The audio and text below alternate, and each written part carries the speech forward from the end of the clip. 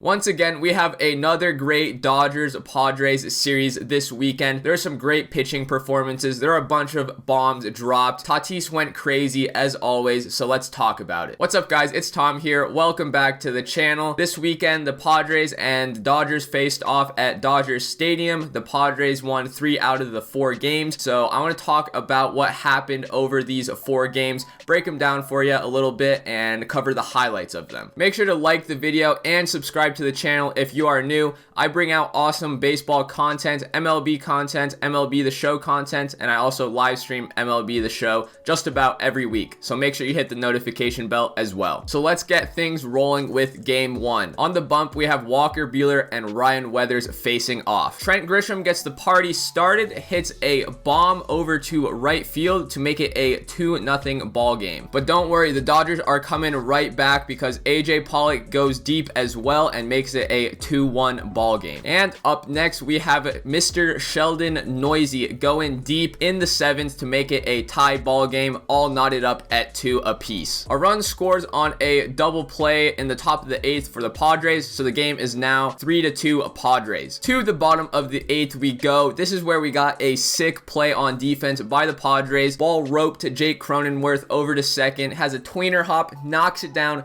gets it over to Tatis, and he fires it over to first for a inning-ending double play. The runner was barely out at first. The Padres avoid losing to the Dodgers, and Mark Melancon shuts it down in the 9th to get the W. We have Ryan Weathers going 5 2/3 inning, only giving up a hit and also striking out 6 batters. For Mr. Walker Buehler, he went 7 innings, gave up 4 hits, 2 earned runs while striking out 9 batters. So Buehler's performance is nothing to laugh at. It was a very valiant effort by him, but he falls short, and the Dodgers fall short to the Padres in game 1 with a final score of 3-2. Let's kick it to game 2 now. On the bump, we have Kershaw and Darvish going at it. The long ball was the kryptonite of Kershaw this evening because Will Myers gets it going with a solo blast to left field off Kershaw to tie the game up at 1. Now we're going to talk about the man of the hour, Fernando Tatis Jr. He went off this game especially. He goes deep off Kershaw to give the Padres a lead of 2-1 in the top of the 3rd. He is not done yet because in the top of the 5th inning, he goes deep off of Kershaw once again down the left field line, keeps it fair, and makes it a 3-1 ball game for the Padres. Now we're going to look at a nice play by Manny Machado over at third base in the bottom of the 7th to get the Padres out of a jam. He makes a diving catch on a line drive that was smoked to him, and if it was getting by him, the game would have been knotted up at 3s. So great play by Manny Machado to keep the Padres ahead. So after that play, the wheels fall off for the Dodgers. The Padres score a couple more runs, and the final score ends up being 6-1. So in the series already, the Padres are up 2 games to nothing, seeing if they can win this series right here in game 3. And we got a good one because on the hill is Trevor Bauer and Blake Snell. 2 very animated dudes going at it right here, both very competitive. So let's see what they can get done this game. Not a hot start for Bauer because the first batter of the game, Tatis, goes deep with a leadoff jack, giving the Padres the lead early, 1-0. And we got a nice troll job from Tatis covering the one eye as he's rounding the base, referencing earlier to spring training when Bauer struck out the Padres hitter. I believe it was Kim with one eye closed, and he made it known by covering his one eye, pointing at it, so Tatis got back at him right there. We got some more nice plays on defense by the Padres. We're gonna go to Trent Grisham in center field, making a nice catch off of Max Muncy's batted ball to deep center field. He makes a running catch and crashing into the wall, but secures it. He's a beast out there in the field and helping out his boy Snell on the mound. Let's fast forward to the top of the 6th now. The game is knotted up at 2 runs apiece,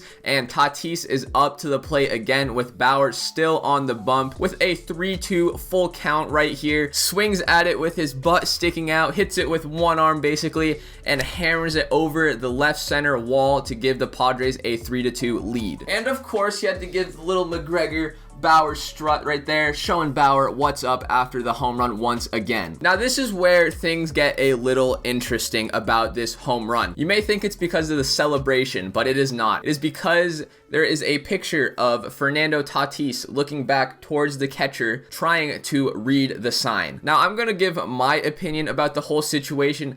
I don't think he was looking back at the sign. I mean, obviously the catcher, I forget if it was Will Smith or Austin Barnes, but looking back at Tatis, like, oh, what is going on here? As a hitter, I've never really looked back there at the catcher's sign, and I don't think many guys do. Maybe I'm wrong there, who knows? But also, sometimes you look down at the plate, you look down over towards the catcher, but you're not even paying attention to the signs. You're just kind of blankly staring into space. It's like when pitchers are on the mound sometimes and look at the guy on second if there's a runner on second. Half the time, it's just their rhythm thing that they do. They're staring blankly at him like they have no idea what's going on. Pitchers are their own specimen. They're special, but that's besides the point.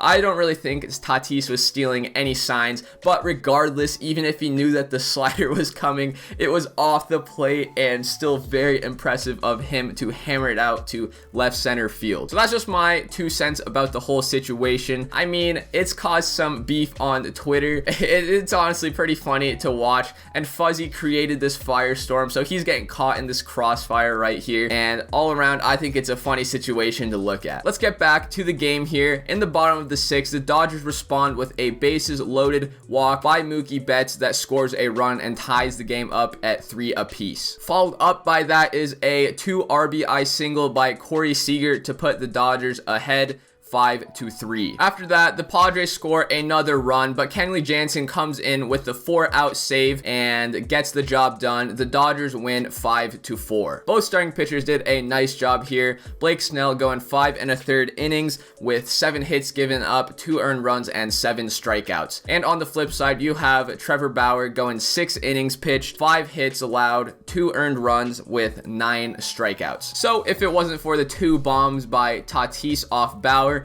would have been out of there with 0 earned runs. It seemed that this series, the big fly was the issue for the Dodgers. In game 2 off Kershaw, all of the earned runs he gave up were home runs, all solo shots. And in the 3rd game, the 2 earned runs that Trevor Bauer gave up were both solo shots to Tatis. So if the Dodgers could have limited the long ball a little bit, you could easily see them being up 2-1 instead of the Padres being up 2-1. So this sends us to game 4 that was played on Sunday Night Baseball. I was not able to watch this game because I had my own baseball games. I was on the road and wasn't able to watch it, but it was very exciting nonetheless. On the bump, you have Dustin May squaring off against Joe Musgrove. We'll kick it off in the top of the 4th with the Dodgers up 2-0 on the Padres until Tatis goes deep to shorten the lead to 1. The Dodgers start to pull away in the 6th inning. Sheldon Noisy goes deep, pinch hit home run. Now the lead is 3-1. And followed by that was Chris Taylor's 3-run jack that was huge for that inning, making the Dodgers lead 7-1, so a 6-run lead. Now Dodgers fans and the Dodgers players were probably feeling comfortable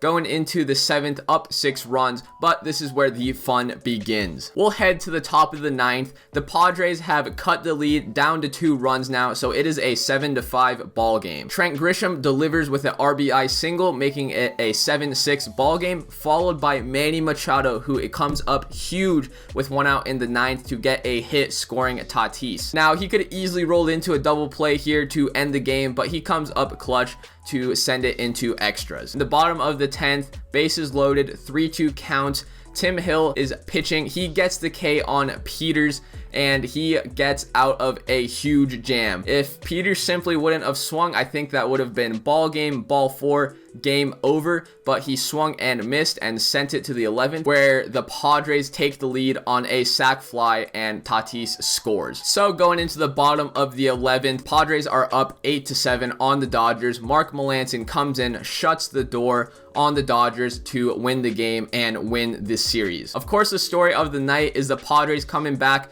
from a pretty big deficit, but you had Dustin May on the bump who shoved while he was out there. He went 6 innings, 2 hits, gave up a earned run on 10 strikeouts, and the only earned run being the solo shot by Tatis. So it's unfortunate that that pitching performance went to waste, but it is nonetheless exciting baseball whenever the Dodgers and Padres match up. So I recommend that if you're ever able to watch them play, you watch them, because something crazy is about to happen. Whether it's the players going at each other, whether it's Tatis hitting bombs, Bauer on the bump shoving. Whatever the case may be, you need to tune in to these games. So I got a couple things for you to leave me down in the comments. Let me know if you think Tatis stole the sign on his home run off of Bauer. What do you think of the beef between Bauer and Tatis on Twitter? I think it's pretty entertaining to watch. Let me know what you think. And also let me know what you think of the Dodgers Padres squaring off. Make sure to like the video and subscribe to the channel for more awesome MLB and baseball content. With that being said, thank you guys for watching the video. I hope you have a great day, and I'll see you in the next video.